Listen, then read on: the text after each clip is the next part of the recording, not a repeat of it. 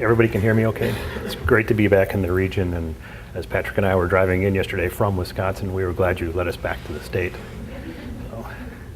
My name is Jeff Stone. I'm a project manager, research analyst with the Association of State Floodplain Managers, and we are located in Madison, Wisconsin. And for quickly those not familiar with us, we are a nonprofit, membership-based organization, approximately 15,000 individual members nationally.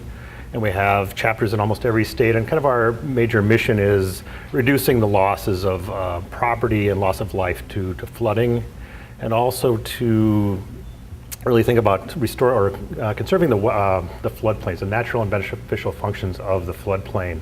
So we have those two major missions.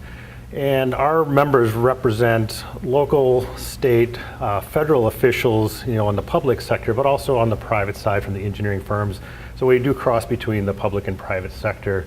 And like I said, we have 15,000 members, and they represent, emergency managers, building code officials, the floodplain managers that do the work at all of those levels. So that's who I work for and work with on a daily basis. And it's great to be here in this region to kind of, as ASFPM, and work with the local officials again.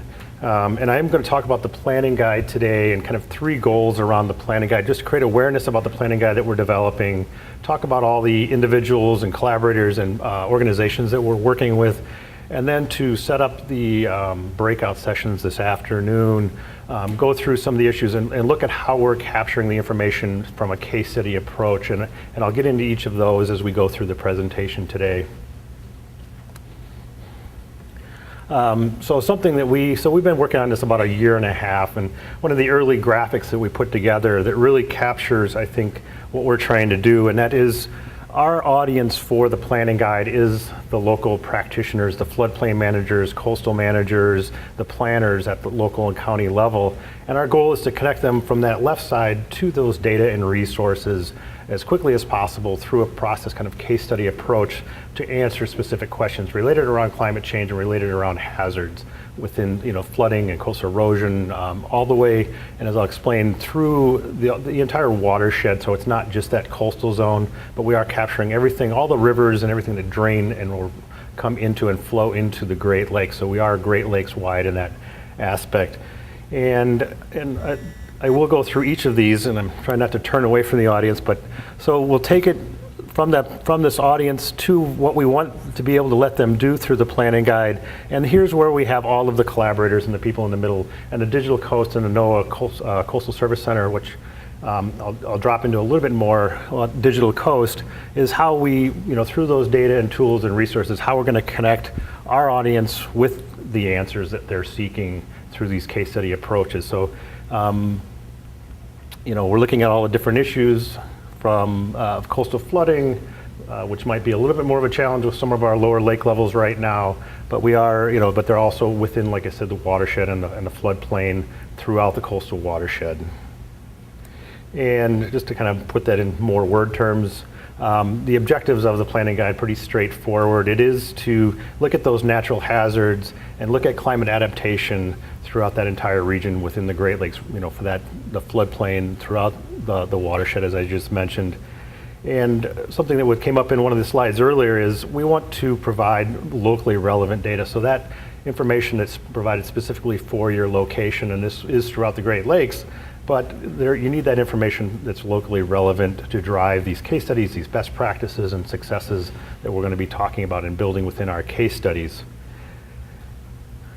Then we want to, as I mentioned, talk through these case studies. One of the things through the user needs surveys we've seen throughout the Great Lakes is having a process to guide people through, and that's why it's called the planning guide, to drive them through from what are their initial questions and objectives and problems, and guide them through to solutions and strategies. And that's how our case studies were set up.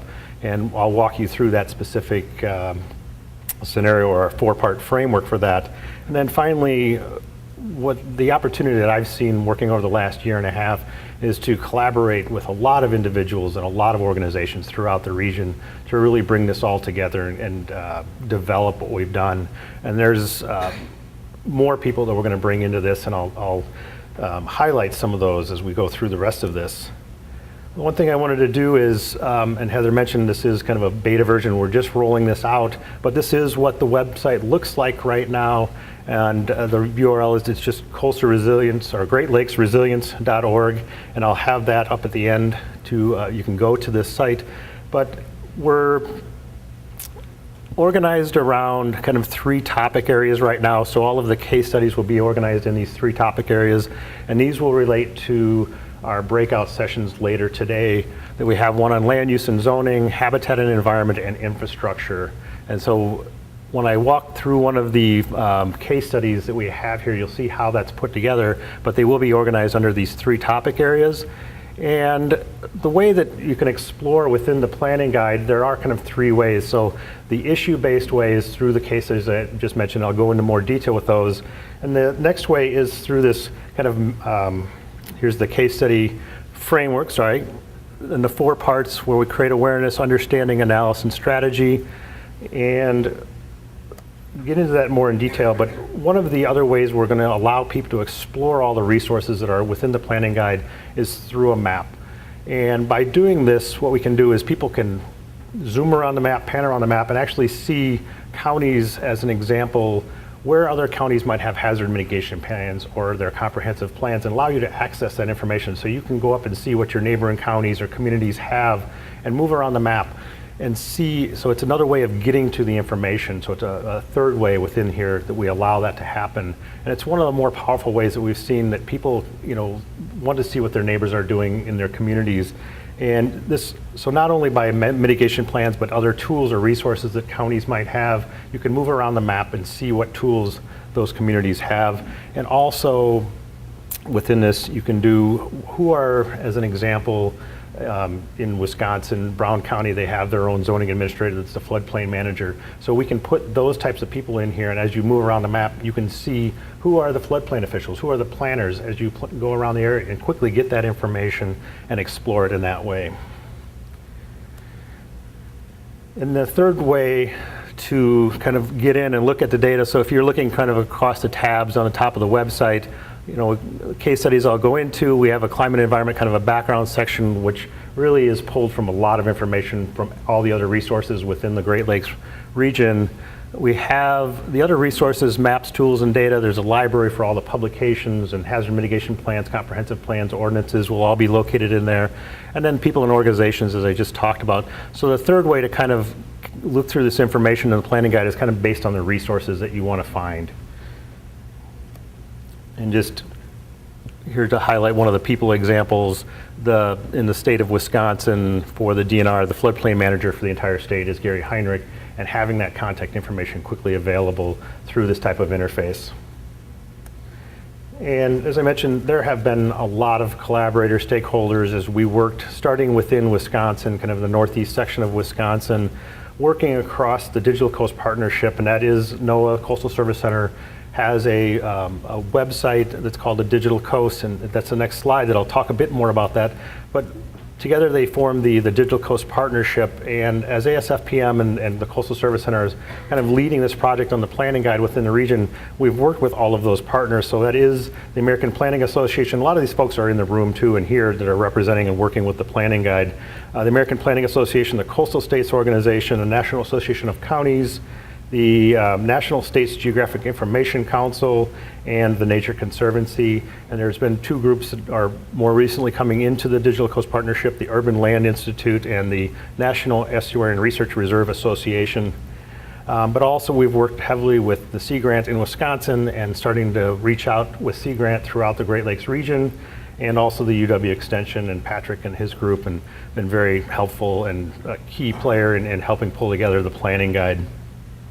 As I mentioned, a lot of the stakeholders, we've worked at the county and city level, getting an understanding of how the practitioners want the information and how they can help them relate it to the elected officials and to the public, kind of on both sides for them. And then we have worked with regional planning associations and also at the state level right now, and that's what we continue to do and continue to do around the Great Lakes region with each of the 8 states in the region. As I mentioned, the Digital Coast is a big part of this, and connecting the planning guide with the tools and resources that NOAA is putting together is an incredible opportunity and also a great resource that we need to get out there, and there's a lot of rich information. And so the planning guide is to plan, to connect to these types of resources in a easy way to get to the data. And so, as you see up here, the example, there you can start getting economic data at the county level. There's the coastal county snapshots. There's a flood hazard kind of component to that. So at the county level, you can get what your flood exposure information is, and very quick and easy to read information that you can provide. And this all is being made available through the planning guide at that local level. Another big part of what we're trying to connect with, and you'll hear more about this afternoon as well, is the Nature Conservancy's the Climate Wizard, and getting information on climate change and future scenarios, and actually being able to download the data, and if you have the capabilities, bringing it in and having your GIS people, and use it within your local planning opportunities and management opportunities to pull together analysis and information. And I'm not going to go into detail a lot of these because you'll hear more about these this afternoon. Another one is that we've started pulling in and has been recommended to us, and we've started pulling information, is from the Midwestern Regional Climate Center. And I think Molly's going to be talking more about some of this later on, if I'm correct on that. And so there's a lot of information around the Great Lakes already, and so we're just trying to provide that, again, as the planning guide, provide that kind of interface with a lot of these great tools and data and information that's out there. Two more that I'll quickly talk about that we're starting to want to work with, and a lot of people that are developing case studies and best practices and success stories out there, are the Great Lakes Adaptation Assessment for the cities.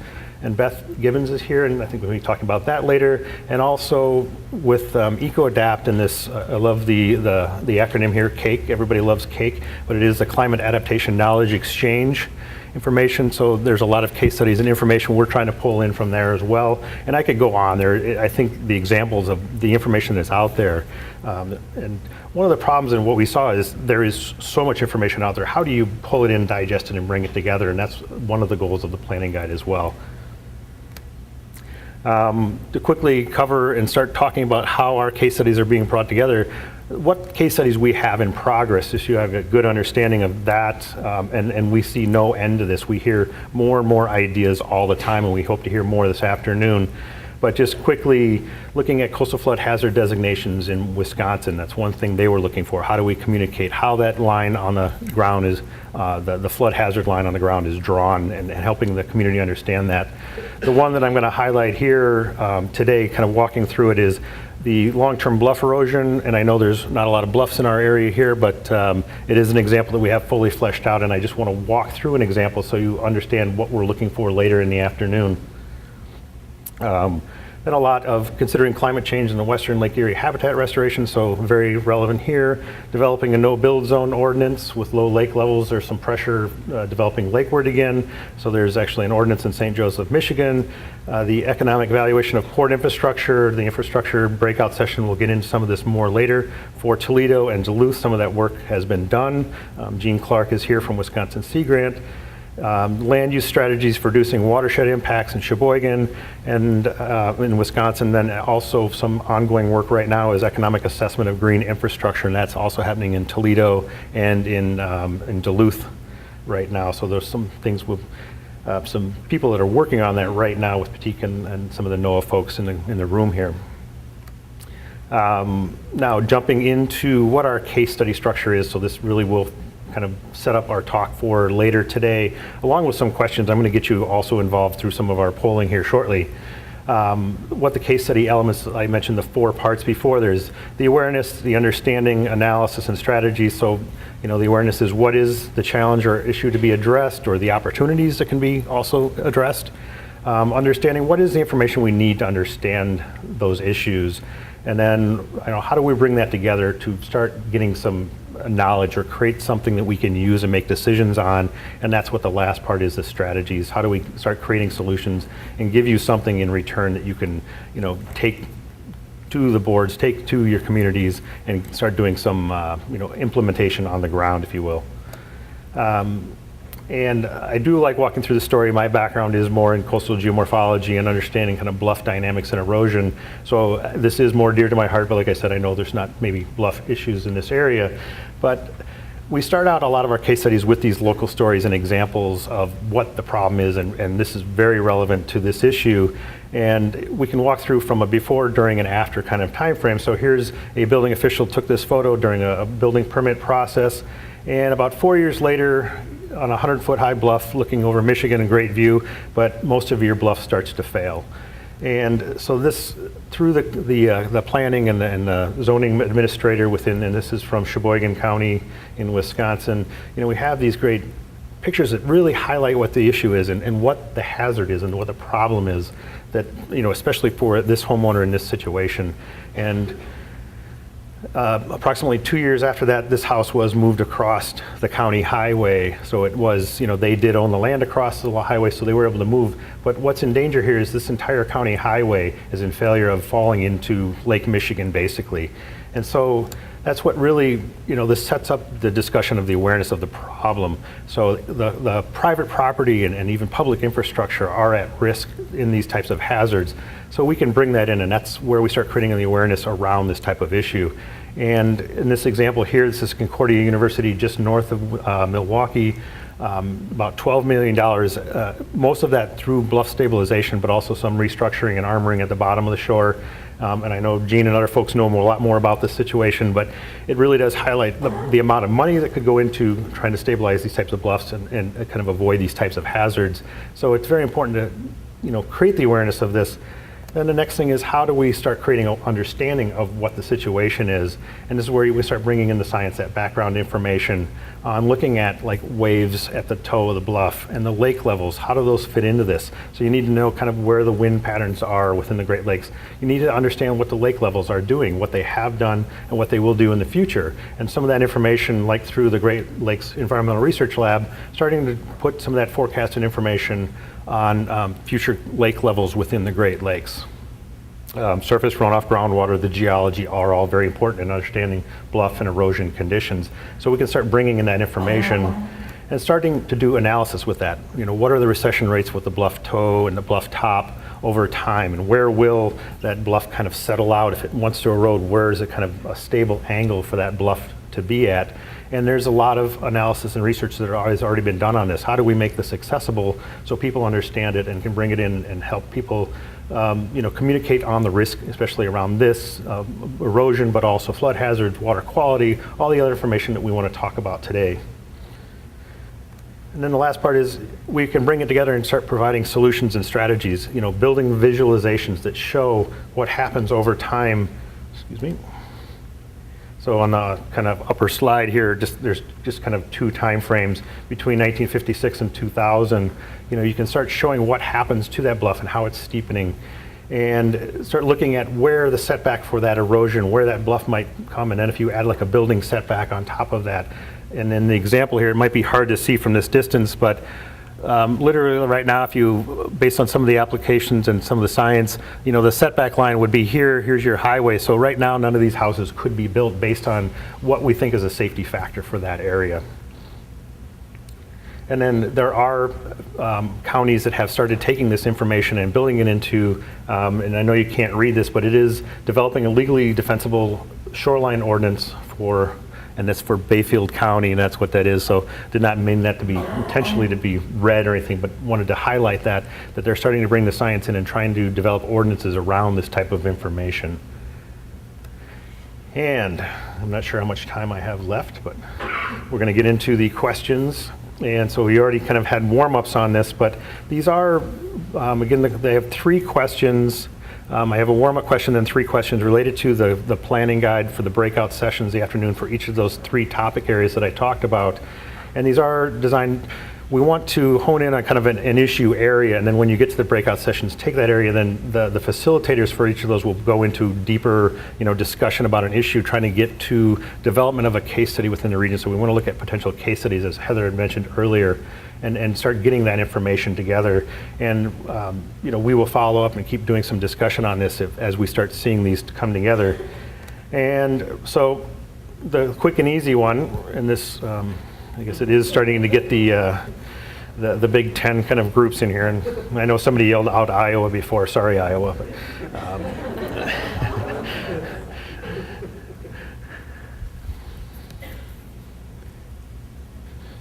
there we go. That one? Push that one, yeah. There we go. And that was quick responses. I think everybody knows where they live. That's good. Oh, imagine that. So that was easy. Now the tougher questions. I don't think they're tough, but I think they're very relevant to all of our discussion. So this is related to I think the 1 o'clock breakout session on habitat and environment, and is what is the most important habitat and environmental issue for you? And if you need any help reading those, I think we have other rooms. I know it'd take a little bit more time to look at those. If there's any clarification on something that's up there, but coastal wetlands and hazard kind of flood reduction, erosion reduction, kind of the same thing within the upland wetlands and riparian buffers, kind of grass strips along corridors, riverine corridors for flood reduction.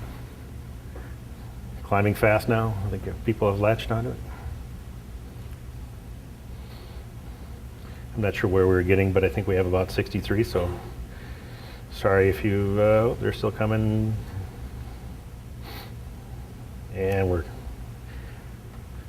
so it looks like wetlands and riparian buffers, so number 3. I hope somebody can write this down for me, because we want to take these into the session this afternoon. And I think we'll also save this so I can come back and look at these before we get to the afternoon sessions. But this really will help the facilitators within each of those sessions in kind of structuring their conversations and diving more into this issue. Now we're getting into the next group is the land use and zoning. So I think this is the 2 o'clock session with the planning guide, land use and zoning issue that is most important to you. Anybody needs me to read these or clarify these? I think everybody caught on to it pretty quickly.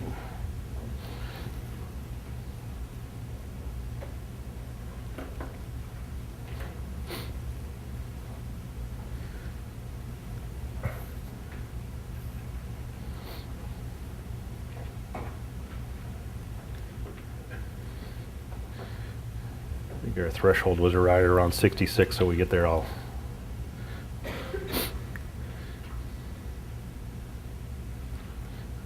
Two more, come on, 2 more. There we are, all right. Oh, a close one. Looks like the lakefront waterfront land acquisition for parks and open space. And there will be a room with the facilitators, we'll share this across there, and maybe those that show up in the room, there might be a little bit different focus, and I think they can, kind of adjust their conversation and facilitate that, so. Thank you. And then our last question is, what infrastructure issue? And we heard Tim talk a little bit about this morning on the port issue, and so what infrastructure issue is most important to you?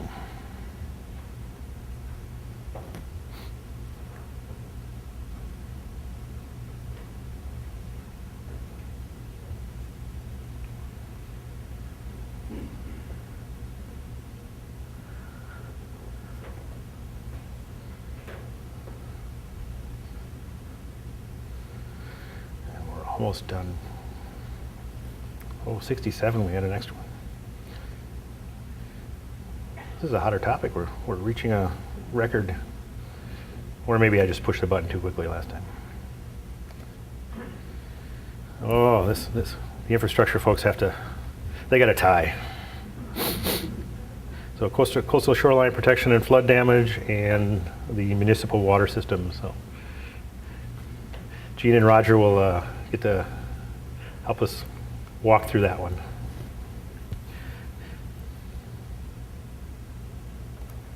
And that is the end of a thank you. And if there's any questions, the GreatLakesResilience.org, the website is up there. There is a email address through the website if you want to go at it that way, info@GreatLakesResilience, or just email me directly, Jeff Stone at jeff@floods.org. And I will be here all day as well, and look forward to